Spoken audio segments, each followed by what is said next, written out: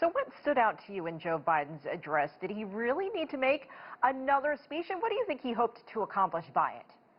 Well, I think he wants to somehow grab the mantle that is naturally given to every other winner of the election. And yet he still isn't there. He doesn't have enough Americans accepting him as president. Now, legally, that doesn't matter. Legally, it also doesn't matter that President Trump hasn't conceded. But politically, it still matters. It's been more than a month since that November election. What is Senate Majority Leader Mitch McConnell's recognition of Joe Biden as president-elect mean? What was his message and the significance of that recognition today? And what happens next?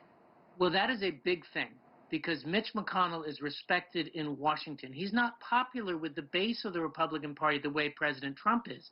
But in the Senate, and indeed among many House members on the Republican side, Mitch McConnell is a leader.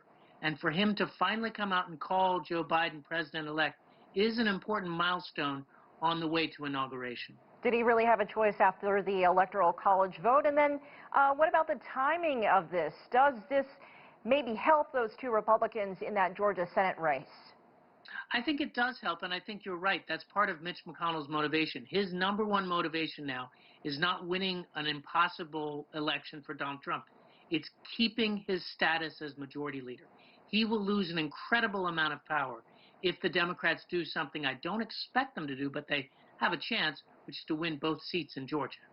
Joe Biden, meanwhile, continuing to shape his cabinet with his pick to be confirmed with Pete Buttigieg as transportation secretary. But, you know, there's still 5 weeks left until inauguration. So what will the next 5 weeks look like with Donald Trump as president?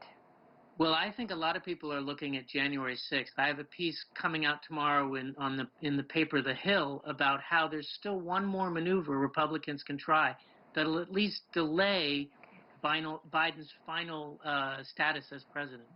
Do you think we'll see a COVID relief bill passed finally in Congress before? I give it about 50-50, which is very sad given how much America needs that bill. But there's so much toxicity in Congress, and the president isn't clear about what he wants. And without presidential leadership, it's really hard to get anything through Congress.